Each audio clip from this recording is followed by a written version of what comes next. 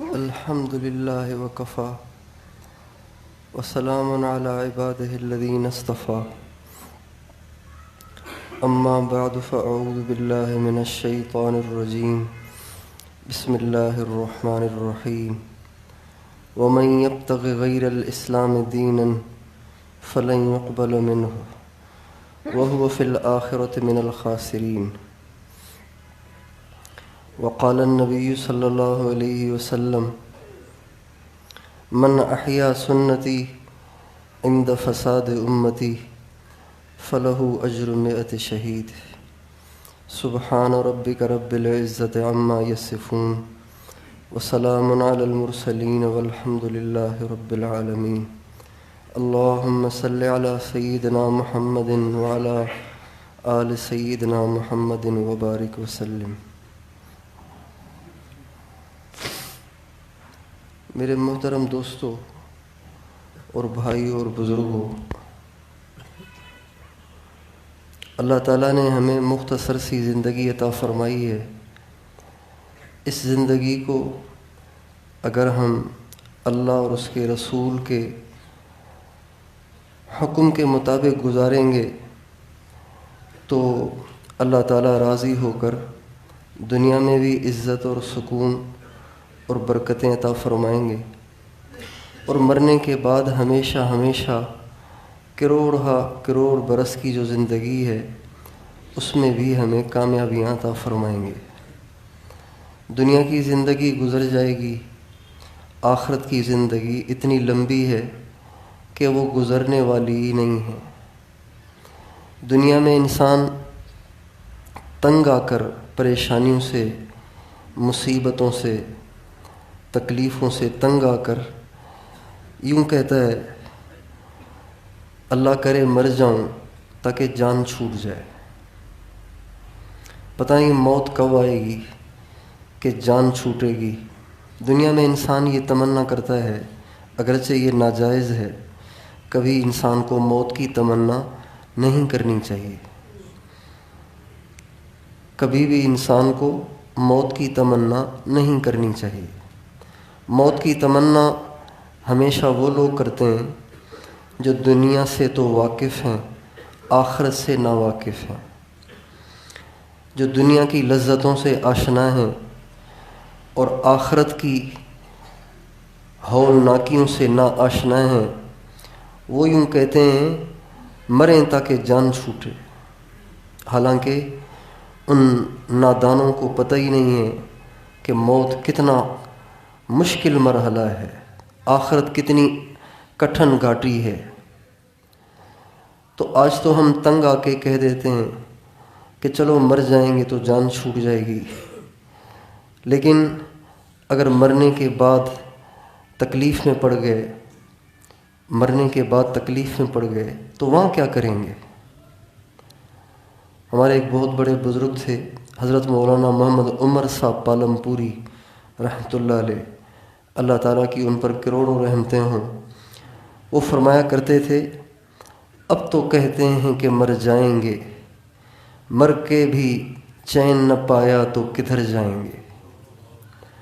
آج تو کہتے ہیں کہ مر جائیں گے تو جان چھوٹ جائے گی، لیکن مرنے کے بعد تو موت بھی نہیں ہوگی، وہ تو کروڑوں برس کی زندگی ہوگی۔ وہاں فرشتے پیٹتے رہیں گے، مارتے رہیں گے، جہنم کی آگ جلاتی رہے گی۔ تو جب جہنمی جہنم میں جلیں گے تو کہیں گے یا اللہ اس سے کبھی نجات نہیں ہوگی۔ اللہ تعالیٰ کو پکاریں گے۔ جب پکار کے سال ہر سال گزر جائیں گے اور وہ تھک جائیں گے تو کہیں گے یا اللہ اگر آپ اس عذاب کو ختم نہیں کرتے تو کبھی کسی دن اس عذاب کو ہلکا ہی کر دیں۔ ربنا لیخفف عنا یوما من العذاب، اے اللہ کسی ایک دن تو تھوڑا سا ہلکا کر لیں اس عذاب کو۔ تو اللہ تعالیٰ فرمائیں گے فذوقوا فلن نزیدکم الا عذابا، چکھو اس مزے کو چکھو، دنیا میں تم نے بڑی عیاشیاں کیں، بڑی بدماشیاں کیں، دنیا میں تمہیں کسی کی نصیحت سمجھ میں نہیں آئی، کسی کی بات سے تمہیں نصیحت نہ ہوئی، آج چکھو اپنے کیے کا مزہ، اور یہ عذاب گھٹے گا نہیں، روزانہ بڑھے گا۔ بھائیو، تھوڑی سی زندگی ہے، تھوڑی سی زندگی کے لیے آج ساری دنیا کے لوگ اللہ اور اس کے نبی کو ناراض کر رہے ہیں، تھوڑی سی لذت کے لیے۔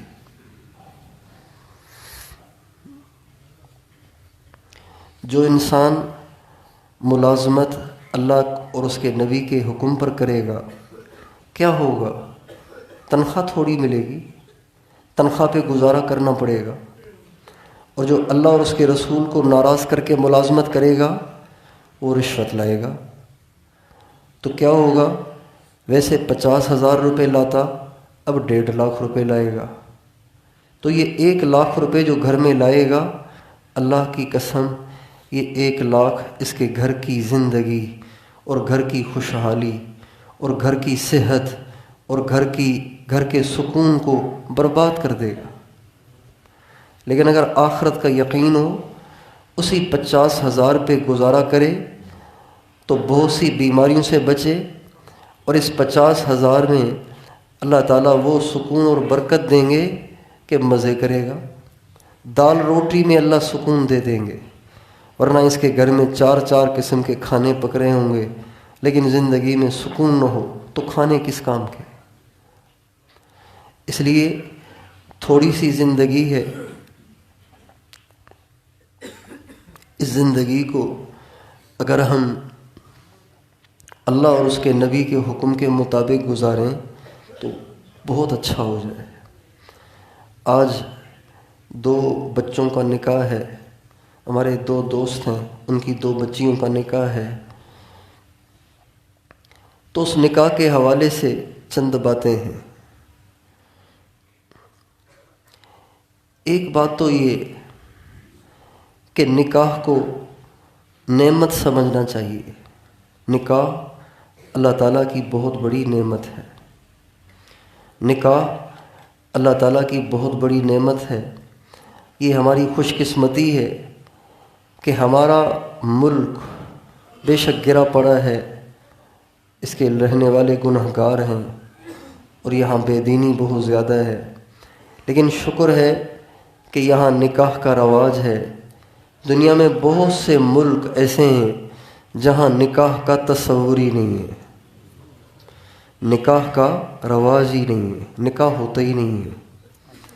بس جس نوجوان نے جس کے ساتھ چاہا رات گزار لی، اگلے دن کہیں اور چلا گیا، یوں ہی زندگیاں گزر رہی ہیں، اور یوں ہی بچے ہو رہے ہیں، اور وہ حرام زاد اولاد بتائیے کیا نیکی کے کام کرے گی؟ جو نطفہ ہی حرام کا ہو، اسے کیا نیکی ہوگی؟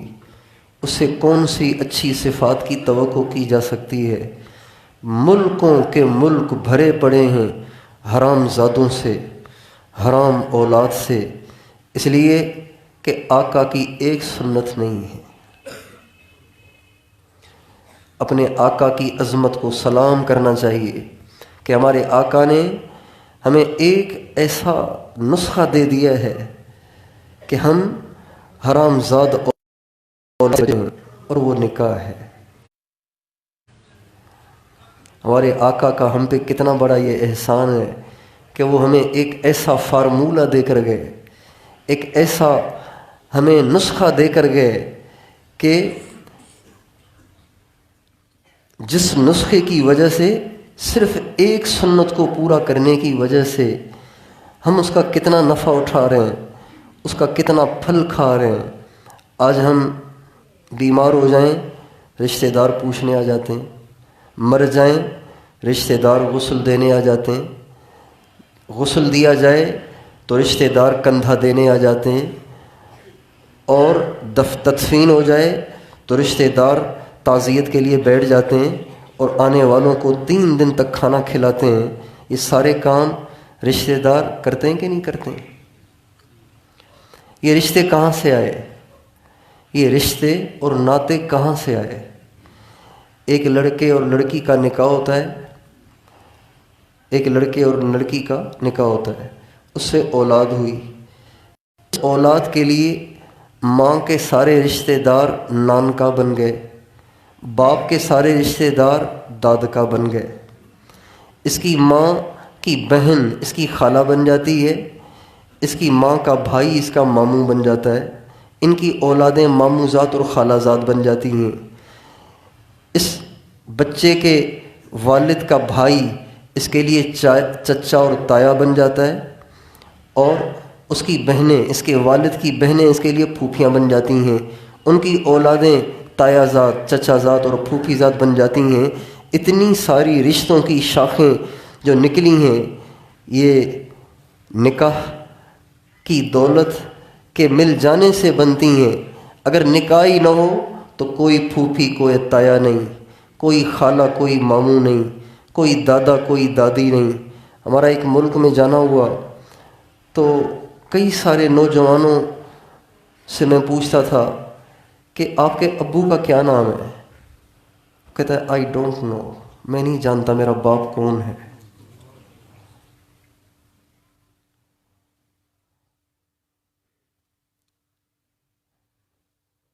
پورے سفر میں کسی ایک نے بھی باپ کا نام نہیں بتایا۔ 4 مہینے ہم نے گزارے وہاں پہ، کسی نے باپ کا نام نہیں بتایا۔ تو یہ نکاح بڑی نعمت ہے، یہ نکاح نہ ہو تو یہ رشتے ناتے نہ ہوں، یہ محبتیں نہ ہوں۔ ایک منٹ کے لیے آپ ایک تصور کریں کہ اگر یہ سارے رشتے نہ ہوں، کوئی کسی کا نہ ہو، تو انسان کی کیا ویلیو رہ جاتی ہے؟ کون اس کو پوچھتا ہے؟ اس کی کیا قیمت رہ جاتی ہے؟ میں نے ان سے پوچھا کہ جب آپ کے پاس رشتے ہی نہیں ہیں، وہ جانتا ہی نہیں کہ ماموں کیا چیز ہے، چچا کیا چیز ہے، تایا کیا چیز ہے، پھوپھی کیا چیز ہے، وہ جانتا ہی نہیں ہے، تو میں نے کہا یہ تو سارے وہ رشتے ہیں جو کام آتے ہیں۔ تو پھر آپ کے ہاں کیا ہوتا ہے؟ اگر کوئی مر جائے تو اس کو کوئی پوچھتا ہے، کوئی اٹھاتا ہے کہ نہیں؟ کہا نہیں، حکومت کی طرف سے ایک ڈپارٹمنٹ بنا ہوا ہے، ایک سویپر آتا ہے، سویپر بنگی ٹرالی لے کے آتا ہے، اس کی لاش کو گھسیٹ کے اس میں ڈالتا ہے اور کسی کھڈے میں جا کے ڈال کے آ جاتا ہے۔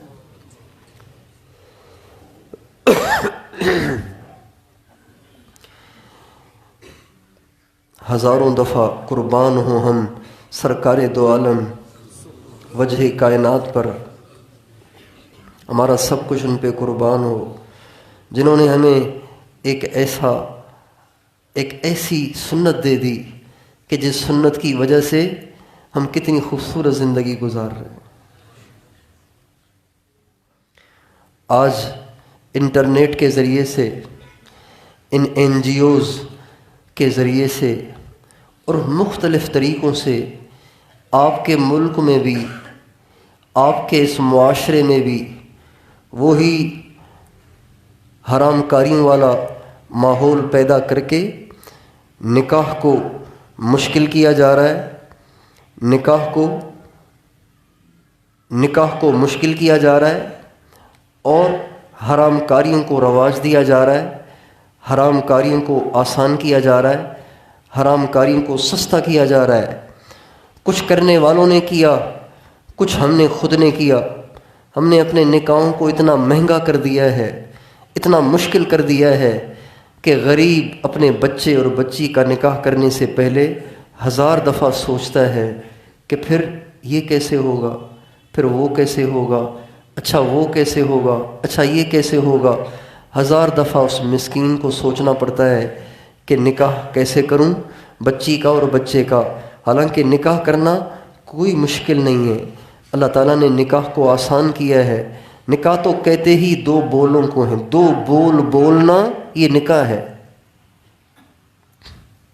2 بول بولنے ہوتے ہیں۔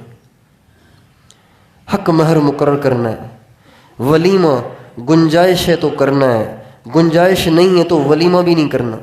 ولیمہ سنت ہے، جس کے پاس گنجائش ہی نہیں اس پہ ولیمہ واجب ہی نہیں، فرض ہی نہیں۔ خود سرکار دو عالم صلی اللہ علیہ وسلم کا اپنا نمونہ کیا تھا؟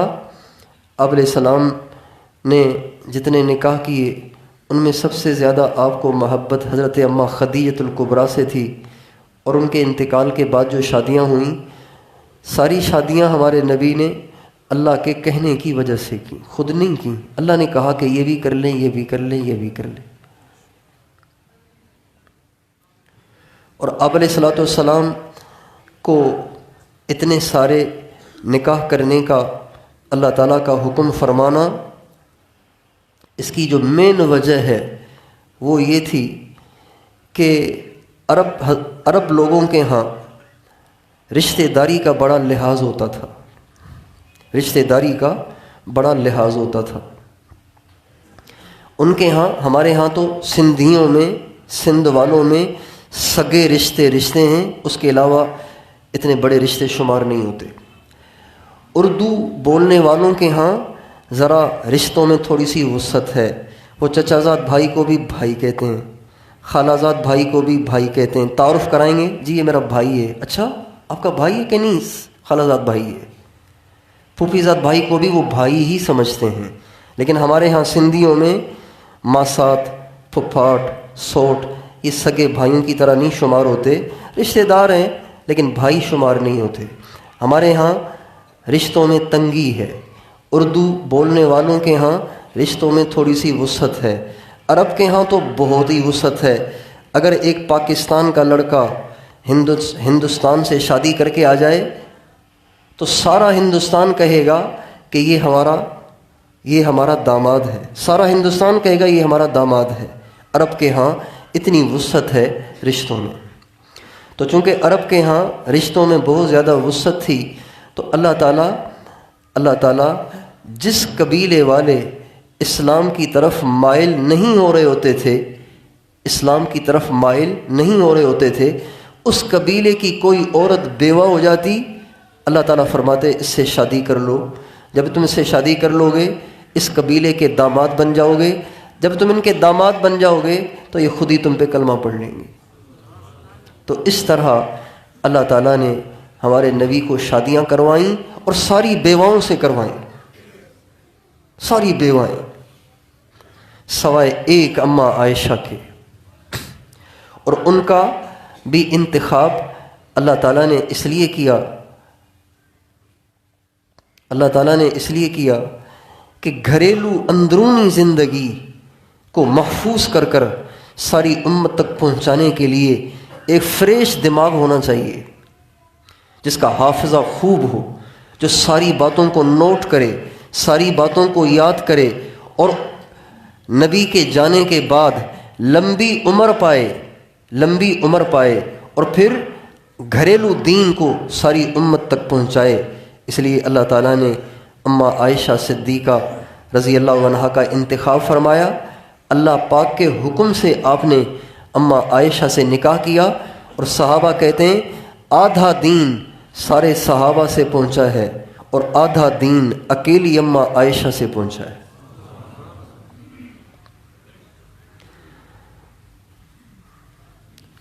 تو آپ علیہ السلام نے اماں عائشہ سے شادی کی، پھر آپ نے ولیمہ کیا۔ کیا ولیمہ کیا؟ حضرت سعد بن عبادہ نے آپ کو دودھ کا ایک پیالہ بھیجا تھا، آپ نے صحابہ کو بلایا اور فرمایا اس دودھ میں سے تھوڑا تھوڑا پیتے جاؤ، بس یہی میرا ولیمہ ہے۔ کتنا مشکل کر دیا ہے شادیوں کو۔ اس کا نتیجہ کیا نکل رہا ہے کہ نوجوان حرام کاریاں کر رہے ہیں، اور عورتیں بھی حرام کاریاں کر رہی ہیں۔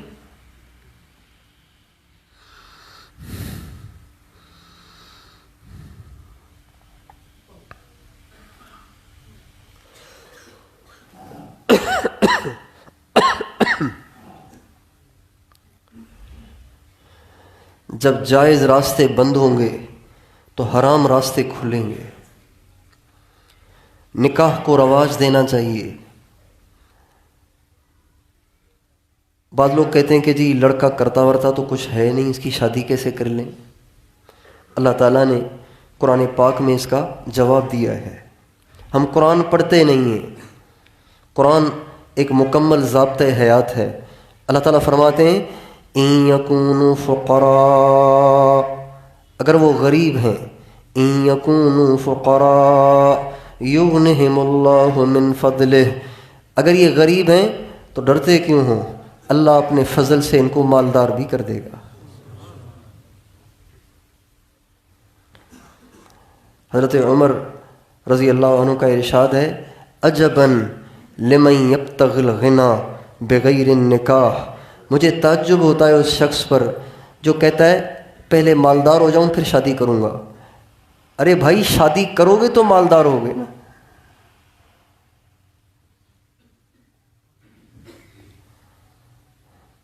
जब आपके सर पे जिम्मेदारी आएगी किसी और की तो अल्लाह आपको उसकी रोज़ी भी अता फरमाएगा। अभी तो आप हैं ही अकेले, तो आपको अल्लाह उतनी ही देगा जितनी आपको चाहिए। तो निकाह नेमत है, इसकी कदर करनी चाहिए और इसकी नाकदरी नहीं करनी चाहिए। हमारे यहाँ निकाह की बड़ी नाकदरी है। निकाह की नाकदरियाँ देखकर डर लगता है कि कहीं अल्लाह ताला हमें भी निकाह से महरूम न कर दे। निकाह की नाकदरी क्या है? निकाह की नाकदरी ये है कि लोग नाम तो लेते हैं सुन्नत का और करते वो बदमाशियाँ और बदकारियाँ हैं कि शैतान भी उसको देख कर शर्माता होगा। देखें ना, यूं भी तो निकाह हो सकता है ना, इतने नूरानी चेहरे बैठे हुए हैं। ये सब रोटी के लिए नहीं आए, सिर्फ अल्लाह के लिए आए, अल्लाह की मोहब्बत के लिए आए हैं कि भाई जाओ जाके थोड़ा सा अल्लाह अल्लाह करके आ जाओ, ताकि दिल का मैल दूर हो, दिल की जुल्मत ख़त्म हो, अल्लाह से मोहब्बत में इजाफ़ा हो। ये इतने सारे इनकी मौजूदगी में जिनके रिश्ते होंगे, इतने सारे इनके लिए दुआओं के लिए हाथ उठेंगे। बताएं इनकी ज़िंदगियों में, इनके रिश्तों में बरकत होगी कि नहीं होगी? निकाह यूँ भी तो हो सकता है। और यही निकाह अगर ये हमारे पीछे हाल बने हुए हैं, यहाँ पे ये निकाह मुनक़िद होते और वहाँ लाखों रुपए के ख़र्चे किए जाते और वहाँ बड़े बड़े ड्रैक रखे जाते और इंडियन गाने बजाए जाते और शराब की बोतलें तकसीम होती और कंजरियाँ नचाई जाती, अल्लाह को नाराज़ किया जाता, तो ये माँ बाप, जितने माँ बाप ऐसे करते हैं, ये सब माँ बाप लोगों को खुश करते हैं, अल्लाह रसूल को नाराज़ करते हैं। और अल्लाह रसूल को नाराज़ करके अपने बच्चों, अपनी बच्चियों का मुस्तकबिल बनाते नहीं हैं, अल्लाह की कसम बर्बाद करते हैं। जिन शादियों में, सुनिए, जिन शादियों में अल्लाह और उसके रसूल के अहकाम को टूटते देखा, उन्हीं शादियों की ज़िंदगियों को उजड़ते देखा, उनकी औलादों को बिगड़ते देखा। सारी ज़िंदगी तड़पते और परेशान होते देखा। इसलिए एक दिन की खुशी के लिए, एक दिन की लोगों में नाम पैदा करने के लिए, एक दिन की वाहवाह के लिए लाखों रुपए, 22 करोड़ रुपए लुटाते हैं और अल्लाह रसूल को अलग नाराज़ करते हैं, दुनिया का भी नुकसान करते हैं, आखिरत का भी नुकसान करते हैं। इसलिए मैं और आप ये नीयत करें कि निकाह को आम करेंगे। हाँ, डरे नहीं कि ये फिर खाएगा कहाँ से। एक लड़की आपके घर में अगर आएगी तो कितनी रोटियां खाएगी? वैसे भी तो घर में मेहमान आते रहते हैं, अगर एक लड़की आ गई कितनी रोटियां खाएगी? कितनी चारपाइयां चाहिए उससे?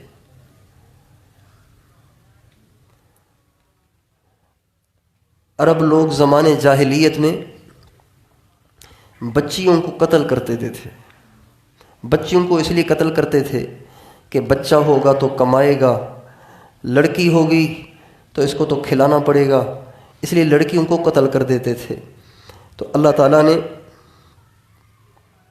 कुरान पाक में उनकी तरबीयत फरमाई और फरमाया, ला तक़्तुलू औलादकुम खशियत इमलाक़, अपने बच्चों को रिज़्क़ की तंगी के डर से कत्ल मत करो। नहनु नरज़ुक़कुम व इय्याहुम, तुम्हें भी तो हम दे रहे हैं, फ़िक्र न करो, उनको भी दे देंगे। इसलिए ये सारी बेईमानी की बातें हैं, یہ ساری بے ایمانی کی باتیں ہیں۔ اللہ بڑا رازق ہے، اللہ بڑا رزق دینے والا ہے، اللہ کے خزانوں میں کوئی کمی نہیں ہے۔ اللہ کی ذات پہ بھروسہ ہو تو اللہ تعالیٰ سب آسان کر دیتے ہیں۔ اس لیے نکاح کو آسان کریں اور جلدی جلدی اپنے بچوں کے بھی نکاح کریں، اپنی بچیوں کے بھی نکاح کریں۔ بالغ ہو جانے کے بعد جس لڑکے سے کوئی گناہ ہوگا، جس لڑکی سے کوئی گناہ ہوگا، تو ان کو اپنے گناہوں کی سزا الگ ہوگی، ان کی ماں اور ان کے باپ دونوں کو الگ ہوگی۔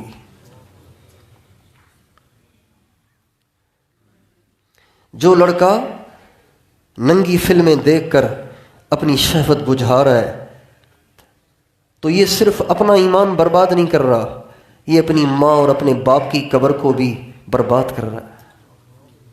یہ صرف اپنے لیے جہنم نہیں کما رہا، اپنی ماں اور اپنے باپ کو بھی جہنمی بنا رہا ہے۔ جو لڑکی غیر محرم لڑکوں سے میسیجز پہ بات کر رہی ہے، واٹس ایپ پہ بات کر رہی ہے، ایمو پہ بات کر رہی ہے، ویڈیو کالز پہ لڑکیاں باتیں کر رہی ہیں، یہ باتیں یہاں کرنے کی نہیں ہیں، لیکن دل دکھتا ہے۔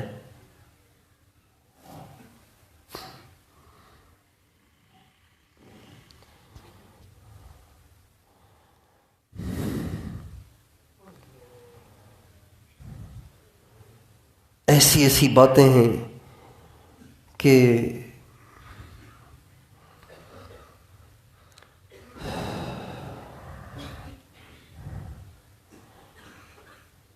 بعض آدمی سوچتا ہے کیسے زمانے میں ہم پیدا ہو گئے۔ یہ سب برائی اور بدکاری اس لیے ہے کہ حلال کو ہم نے مشکل کر دیا ہے۔ اس لیے پہلی درخواست تو یہ ہے کہ ہم نکاح کی قدر کریں اور اس کو آسان کریں، اپنے بچے بچیوں کی جلد از جلد شادیاں کریں گے انشاءاللہ۔ دوسری درخواست یہ ہے کہ نکاح کے بارے میں جو اللہ تعالیٰ کے احکام ہیں، سرکار دو عالم صلی اللہ علیہ وسلم کے احکام ہیں، ان میں سب سے پہلا حکم یہ ہے کہ آپ نے لڑکے اور لڑکی کا جو انتخاب کرنا ہے اس میں معیار کس چیز کو بنانا ہے، کیا دیکھنا ہے، کس بنیاد پہ رشتہ کرنا ہے۔ ہمارے ہاں دو ہی چیزیں معیار ہیں، ایک شکل و صورت اور ایک پیسہ اور مال۔ ہمارے نبی کا ارشاد ہے، یہودی مال کو دیکھ کر نکاح کرتے ہیں، عیسائی حسن کے دیوانے ہوتے ہیں، وہ شکل و صورت کو دیکھ کے نکاح کرتے ہیں۔ میں تمہیں کہتا ہوں تم ان چیزوں کو نہ دیکھنا، تم یہ دیکھنا کہ اس کا اپنا کردار کیسا ہے۔ تنکح المرأة لأربع لمالها ولجمالها ولحسبها ولدینها، عورت کے ساتھ نکاح کیا جاتا ہے چار چیزوں کی وجہ سے، مال کی وجہ سے، اس کے خاندانی شرافت کی وجہ سے، اور اس کے حسن کی وجہ سے، اور اس کے دین کی وجہ سے۔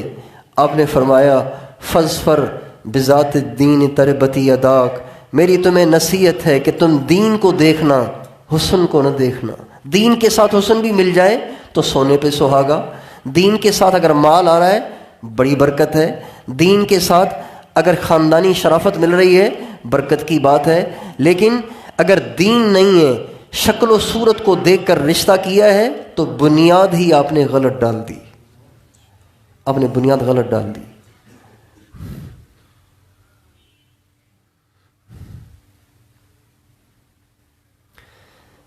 کپڑے کو خریدتے وقت صرف کلر نہیں دیکھا جاتا، ویرائٹی کو بھی دیکھا جاتا ہے۔ گاڑی کو خریدتے وقت کلر کو نہیں دیکھا جاتا، ماڈل کو دیکھا جاتا ہے، اس کی کوالٹی کو دیکھا جاتا ہے۔ گاڑی کا کلر بڑا اچھا ہے، اندر سے وہ بالکل پھٹیچر ہے تو کون خریدے گا اسے؟ ہم شادی کرنے میں، ایک عرب کے بہت بڑے شاعر تھے، انہوں نے ایک قصیدہ کہا، اس قصیدے میں انہوں نے اپنی اولاد کو مخاطب کیا اور ان سے کہا کہ میرے بچوں، میرے تم پہ بڑے احسانات ہیں، کچھ احسانات وہ ہیں جو تمہاری پیدائش کے بعد تم پہ کیے ہیں، اور کچھ احسانات وہ ہیں جو تمہاری پیدائش سے بھی پہلے تم پہ کیے ہیں۔ تو ایک دفعہ بچوں نے کہا ابو یہ آپ کا شعر سمجھ میں نہیں آیا کہ ہماری پیدائش سے پہلے آپ نے ہم پہ احسان کیا ہے، تو پیدائش سے پہلے احسان کیسے ہوگا؟ تو فرمانے لگے میرے بچوں بات یہ ہے کہ میری جوانی میں مجھے ایک عورت بڑی پسند تھی، میں اس سے شادی کرنا چاہتا تھا، لیکن صرف اس وجہ سے میں نے اس سے شادی نہیں کی کہ وہ اچھے خاندان کی نہیں تھی، اس کی عادتیں اچھی تھی، بڑی ٹاپ کی خوبصورت، لیکن میں نے اس سے نکاح نہیں کیا اس لیے کہ اسی سے میری نسل چلنی ہے۔ تو جب بد اتوار عورت سے بچہ ہوگا تو وہ بچہ بھی تو بد اتوار ہوگا، بد افعال ہوگا، لہٰذا میں نے اپنی اس خواہش کو قربان کیا اور ایک سیدھے سادے چہرے والی عورت سے نکاح کیا جس کی عادات اور کردار اچھا تھا، تاکہ میری نسل کا کردار بھی اچھا ہو۔ اس لیے پہلی غلطی نکاح کے معاملے میں عمومی طور پر یہ ایسی باریک بات ہے کہ دیندار بھی اس میں بھٹک جاتے ہیں۔ شادیاں مسجد میں کریں گے، سیدھی سادی کریں گے، ساری چیزیں ٹھیک کریں گے، لیکن انتخاب میں معیار مال ہوتا ہے، حسن ہوتا ہے، دین نہیں ہوتا، کردار نہیں ہوتا۔ یہ مین غلطی ہے، جس غلطی کا خمیازہ نسلیں بھگتتی رہتی ہیں۔ اس لیے اس بات کو ہمیں ہمیشہ کے لیے ذہن نشین کرنا چاہیے۔ یہ ہمارے آقا کی ہم کو نصیحت ہے کہ نکاح کرنے میں انتخاب کرتے وقت یہ دیکھو کہ اگلے کا کردار کیا ہے، اگلے میں دین، جو اللہ سے نہیں ڈرتا، جس کو اللہ کا خیال نہیں ہے، تو وہ آپ کی بیٹی کو کیا سکھ دے گا؟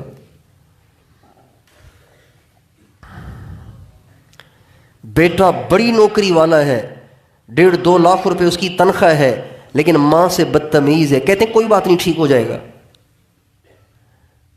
کوئی بات نہیں ٹھیک ہو جائے گا۔ جو ماں جس کے پاؤں تلے جنت ہے اس سے تمیز سے بات نہیں کر سکتا، تو بیوی کو تو ویسے ہی نوکرانی سمجھتے ہیں، تو اس کی قدر کیسے کرے گا؟ اور جیسے آپ یہاں کہہ دیتے ہیں اللہ کرے گا ٹھیک ہو جائے گا، تو کسی غریب کو دے کر کیوں نہیں کہتے کہ اللہ کرے گا روزی میں برکت ہو جائے گی؟ یقین کی خرابی ہے، دنیا سے محبت ہے، مال کو خدا بنا لیا ہے، مال کو آج کے لوگوں نے خدا بنا لیا ہے۔ اس لیے بھائیوں، نکاح میں پہلی غلطی عموماً 99% سے بھی زیادہ لوگ اس میں مار کھا جاتے ہیں کہ انتخاب کا معیار غلط ہوتا ہے۔ مال، حسن، کردار، مال حسن کو دیکھتے ہیں، کردار کو اور دین کو نہیں دیکھتے۔ اللہ تعالی ہم سب کو اپنے نبی کی سنت کو سینے سے لگانے کی توفیق عطا فرمائے اور اپنے نبی کی زندگی کی قدردانی کی توفیق عطا فرمائے۔ ایک نکاح کو ہم نے اپنایا ہوا ہے، ہم اس کی وجہ سے کتنی اچھی زندگی گزار رہے ہیں، کتنا خاندانی سسٹم ہمارا اچھا چل رہا ہے۔ کیا اچھا ہوتا کہ ہم اپنے نبی کی ساری زندگی کو اپنا لیتے۔ اگر ہم اپنی زندگی کی ساری زندگی کو اپنا لیتے تو آج ہم ساری دنیا پہ غالب ہوتے۔ آج کا باطل اس نے ہمیں فٹ بال بنا رکھا ہے، آج کے کفر نے ہمیں فٹ بال بنا رکھا ہے۔ جس اسٹائل میں وہ ہماری نوجوان نسل کو لانا چاہتے ہیں، کوئی ایک بدکار اس کی پوسٹ چلا دیتے ہیں واٹس ایپ پہ، فیس بک پہ، یوٹیوب پہ، اس کی پوسٹ چلا دیتے ہیں، اگلے دن آپ دیکھیں آپ کے ہزاروں نوجوان اس جیسے بنے ہوتے ہیں۔ فٹ بال بنی ہوئی ہے نوجوان نسل آج کے کفر کے لیے۔ ایک بدکارہ کا ایک فحاشی اور عریانی والا انداز، اس کی ایک پکچر، اس کی ایک پوسٹ چلا دیتے ہیں، اگلے دن ہماری ہزاروں بچیاں بازار میں ویسی ہوتی ہیں۔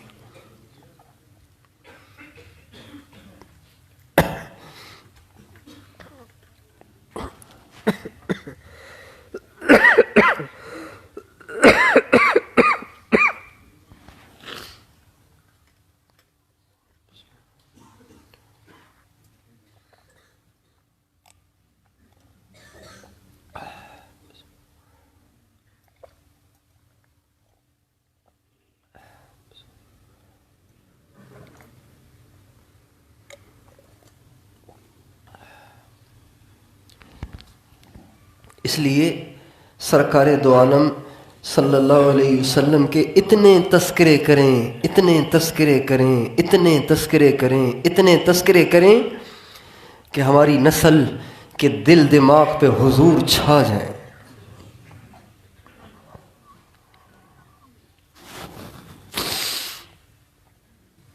حضور چھا جائیں،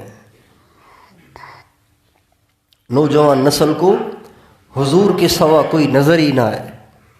اتنے تذکرے کریں ہم اپنے گھروں میں اپنے نبی کے۔ لا يمكن الثناء کما کان حقہ بعد از خدا بزرگتوئی۔ قصہ مختصر، ایک شاعر نے قلم لیا اور آپ علیہ السلام کی ثنا اور تعریف کرنے کا بیڑا اٹھایا کہ اب میں حضور کی تعریف کروں گا، اپنی ساری فصاحت اور بلاغت کو استعمال کر ڈالوں گا حضور کی تعریف میں۔ قلم لے کے بیٹھا، قلم لے کے بیٹھا، قلم لے کے بیٹھا اور اپنی ساری فصاحت اور بلاغت کا استحضار کیا۔ ڈھونڈتے ڈھونڈتے ساری فصاحت اور بلاغت میں ایک لفظ بھی ایسا نہ ملا جو حضور کی شان کو واضح کرتا ہو، حضور کی شان کو بیان کرتا ہو۔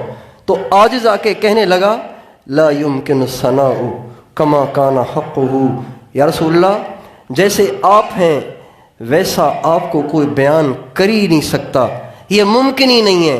بس میں اتنا ضرور کہوں گا کہ جتنا بڑا اللہ ہے تو بس اللہ کے بعد آپ ہیں، بیچ میں کوئی اور حائل نہیں ہے۔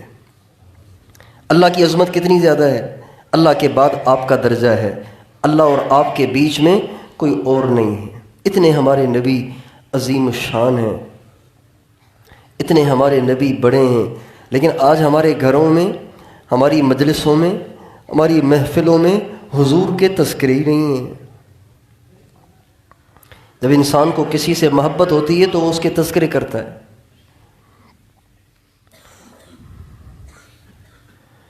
ماؤں کے پاس بیٹھو تو بچوں کے گنی گاتی رہتی۔ ہمارے پاس مدرسے میں ایک بچہ پڑھتا تھا، بہت تنگ کیا اس نے ہمیں، ناک میں دم کر دیا، اس بہت الٹے کام کرتا تھا وہ۔ تو والد تو اس کا تھا نہیں، تو میں نے اس کی والدہ کو فون کیا، میں نے کہا تمہارے بچے نے بہت ناک میں دم کیا، بہت پریشان کیا۔ تو اس نے اپنے بچے کی تعریف میں اتنے پل باندھے، اتنے پل باندھے کہ میں ان ساری غلطیوں کو بھول گیا جو میں نے آنکھوں سے اس کی دیکھ رکھی تھی۔ مائیں اپنے بچوں کی تعریف کرتے ہوئے تھکتی نہیں۔ کوئی کاروبار، کسی پہ کاروبار کا غلبہ ہوتا ہے، وہ کاروبار کی باتیں کرتا رہتا ہے۔ کسی پہ کسی اور چیز کا غلبہ ہوتا ہے، وہ اسی کی باتیں کرتا رہتا ہے۔ ہم جہاں بیٹھیں حضور کی باتیں کریں۔ کس کی باتیں کریں گے؟ حضور کی۔ میرے حضور ایسے ایسے، میرے حضور کے کیا کہنے۔ بھائی کوئی تصویر وغیرہ نہ بنائے بھائی۔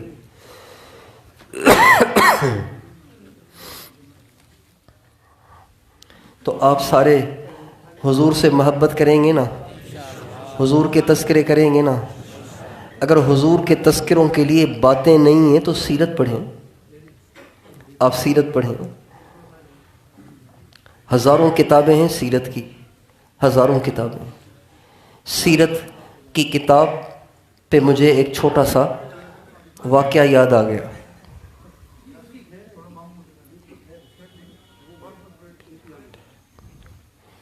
سیرت کی کتاب کا نام لیا نا تو اس پہ ایک واقعہ یاد آ گیا.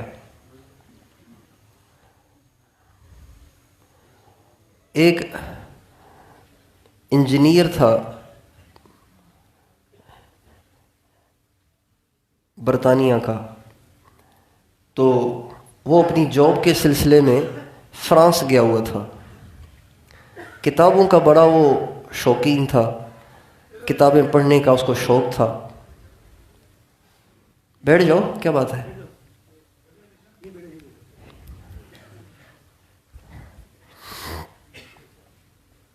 کتابیں پڑھنے کا اس کو بڑا شوق تھا. تو یہ اس کا خود کا بتایا ہوا واقعہ ہے.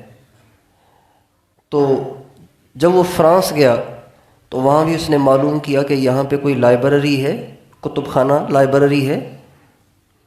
تو اس کو بتایا گیا کہ ہاں فلاں جگہ لائبریری ہے. وہاں گیا تو وہ کتابیں ڈھونڈتا رہا.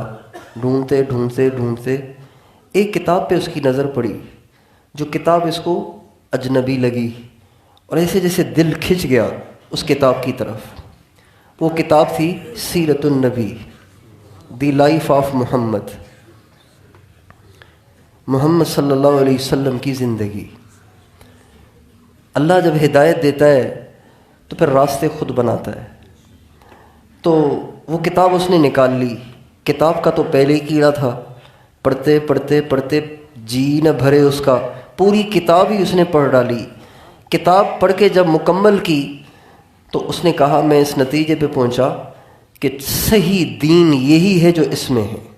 یہ شخص جھوٹا نہیں ہو سکتا، یہ شخص بالکل سچا ہے، اس کے دین کو قبول کرنا چاہیے. لیکن پردیس میں ہوں، اپنے ملک جاؤں گا، پھر کچھ تحقیق کروں گا، اس کے بعد اس دین میں داخل ہو جاؤں گا. کم قسمتی سے جب وہ وہاں سے واپس آیا تو جس علاقے کا رہائشی تھا وہاں پہ اس کے جتنے جاننے والے کوئی مسلمان تھے، ان سے جب اس نے بات کی تو ان کو تو کچھ پتہ ہی نہیں تھا. تو اس نے کہا میں اس نتیجے پہ پہنچا کہ یہ جو حضرت محمد صلی اللہ علیہ وسلم ہیں، یہ جو پیغام لے کر آئے تھے وہ تو بالکل ٹھیک تھا، لیکن وہ قابل عمل نہیں تھا.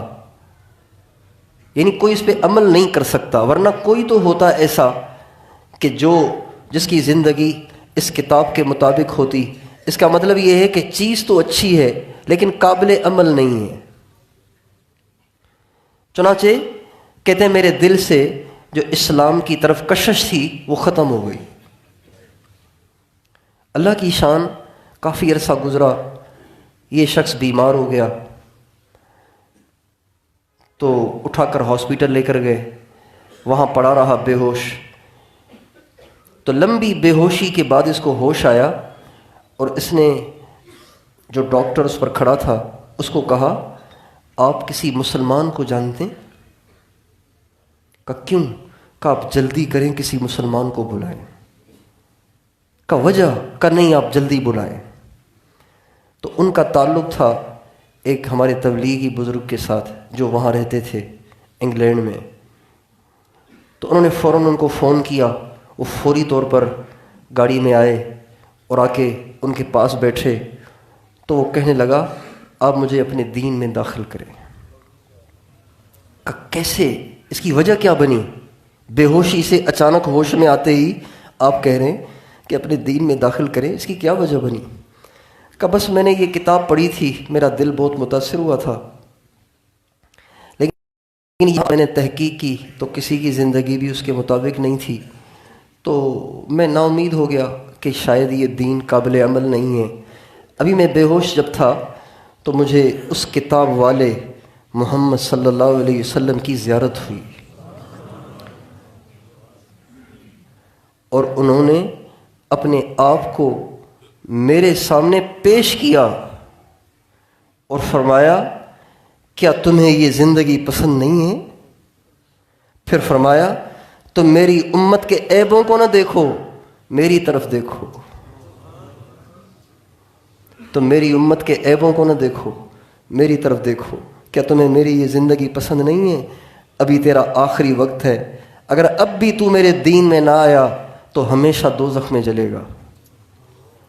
चुनाचे हाफिज़ साहब ने उनको कलमा पढ़ाया और कलमा पढ़ते ही उस शख्स की रूह परवाज़ हो गई। तो भाइयों, जो हुजूर की ज़िंदगी में इज़्ज़त है वो कहीं नहीं है। दिल माने न माने, इसको हम इख्तियार करें, इस पर हम आने की कोशिश करें। अपने अपने इलाकों में ऐसी शादियों को रवाज दें जिसमें कोई अल्लाह की नाफरमानी न हो, सारे काम सुन्नत के मुताबिक हों, अल्लाह की रज़ा के मुताबिक हों।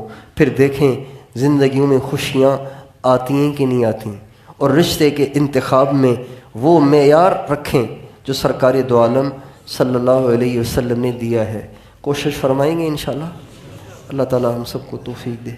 दुरूद शरीफ पढ़ लीजिए।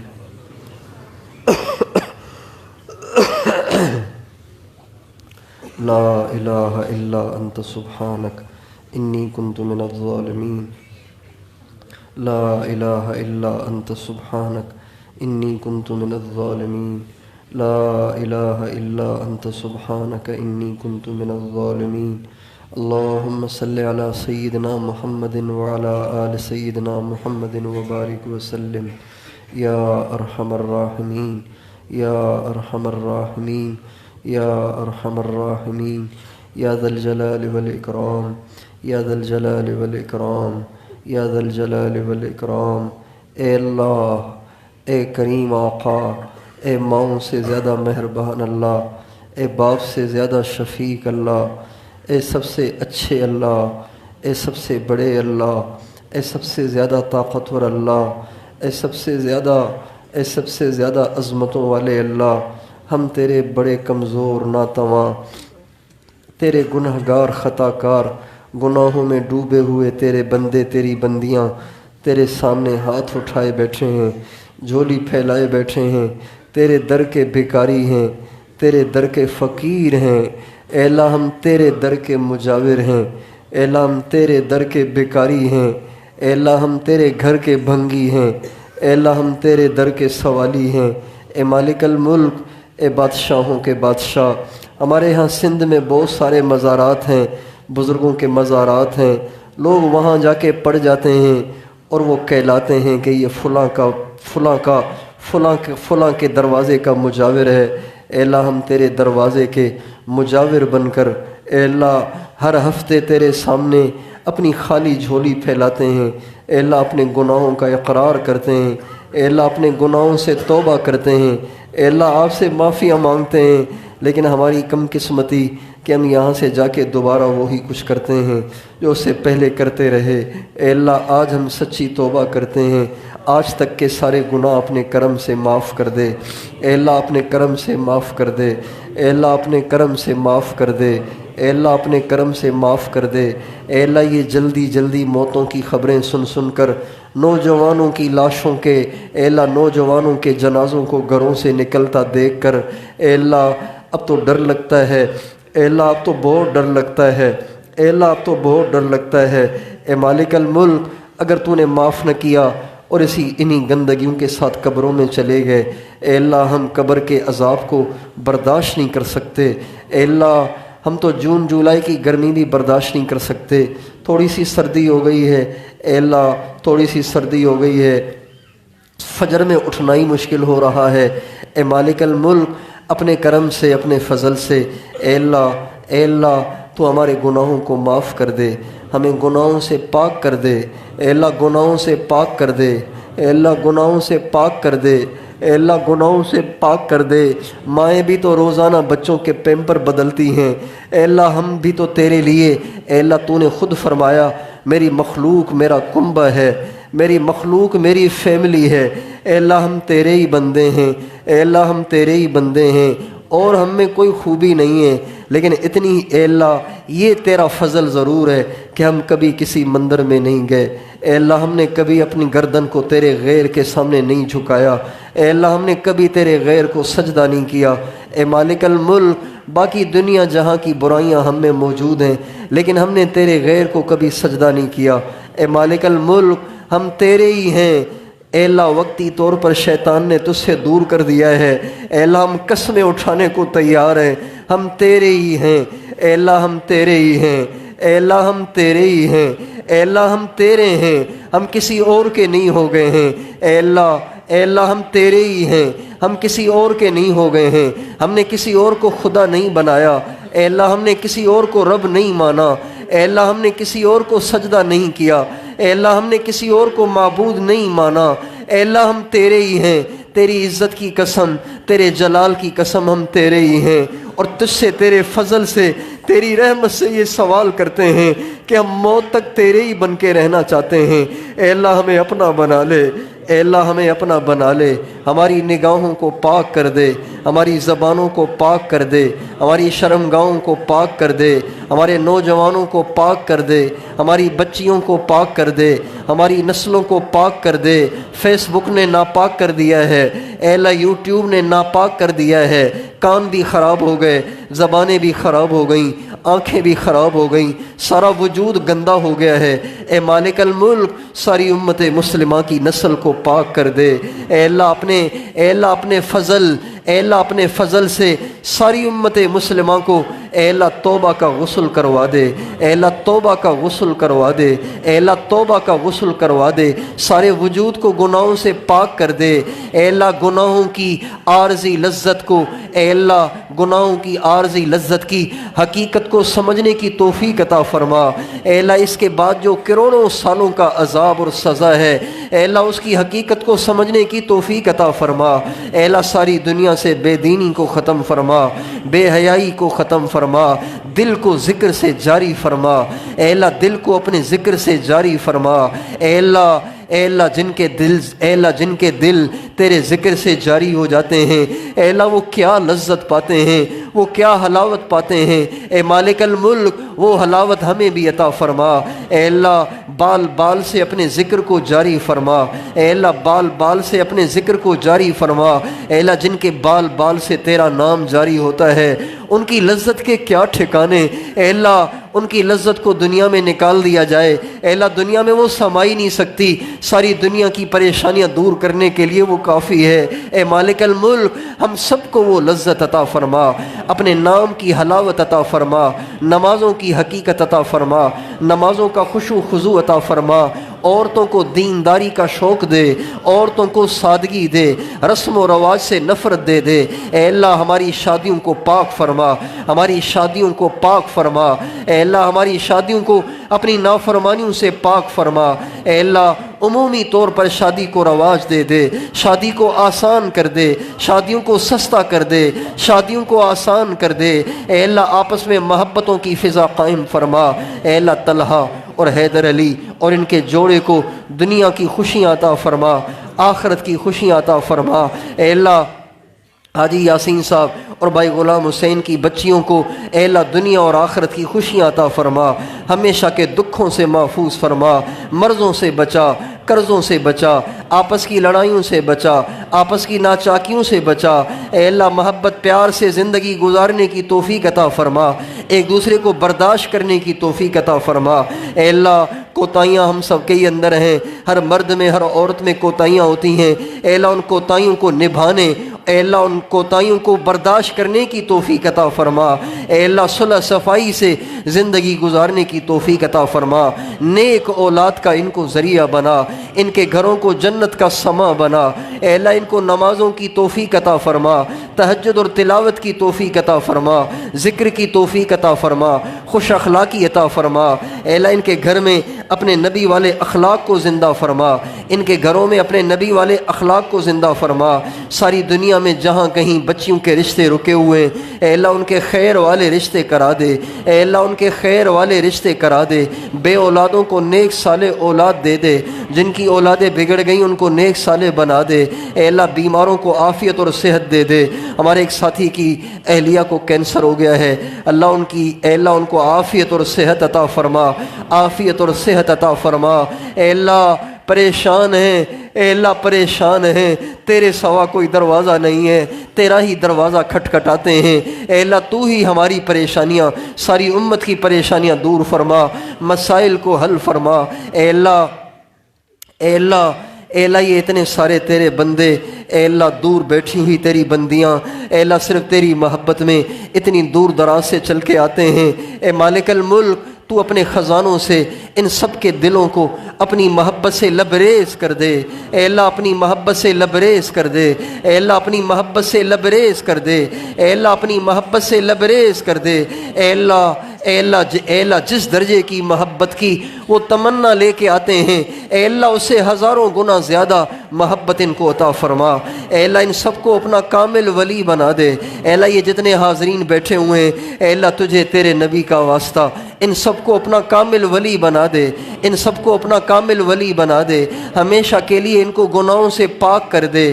اے اللہ ان کو پاک کر دے، ان کے علاقوں کو نافرمانیوں سے پاک کر دے، ان کے علاقوں کو گناہوں سے پاک فرما دے۔ اے اللہ ہم سب سے راضی ہو جا۔ اے اللہ اپنے ان پیارے مخلص بندوں کے طفیل، اے اللہ مجھ نکمے پہ بھی رحم فرما، کرم فرما۔ اے اللہ اپنی محبت ہم سب کو عطا فرما، اپنے محبوب کی سچی محبت عطا فرما۔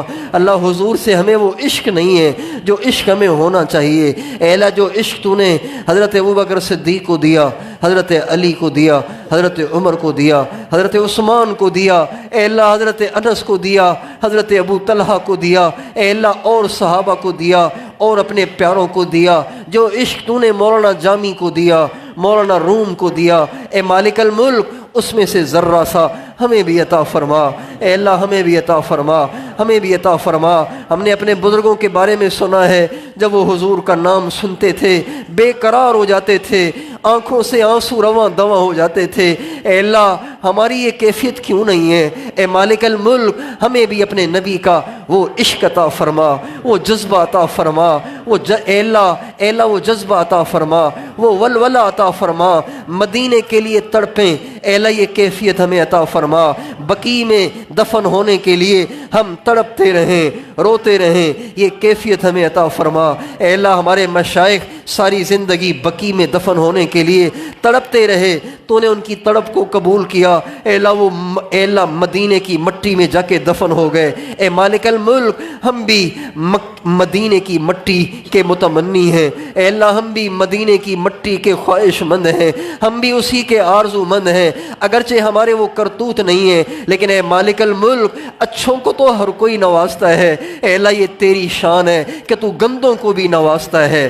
اے اللہ گندوں کو بھی نوازتا ہے، اے اللہ گندوں کو بھی نوازتا ہے۔ اے اللہ اس مخلص مجمع کے طفیل ہم سب کو آج نواز دے، اے اللہ ہم سب کو آج نواز دے، ہم سب کو قبول کر لے، اپنی محبت دے دے، گناہوں سے نجات دے دے، خیر کے کام میں استعمال فرما، شر کے کاموں سے ہماری حفاظت فرما، تمام فتنوں سے ہماری حفاظت فرما، ہمارے جمع ہونے کو اپنی رضا کا باعث بنا، اپنے محبوب کی رضا کا باعث بنا، ہمارے سارے اکابر مشائخ کی ارواح طیبہ کی خوشی کا باعث بنا، ہماری دعاؤں کو اپنے محبوب علیہ السلام کی دعاؤں کے طفیل قبول فرما۔ آمین۔ وصلی اللہ علی النبی الکریم وعلی آلہ وصحبہ اجمعین برحمتک یا ارحم الراحمین۔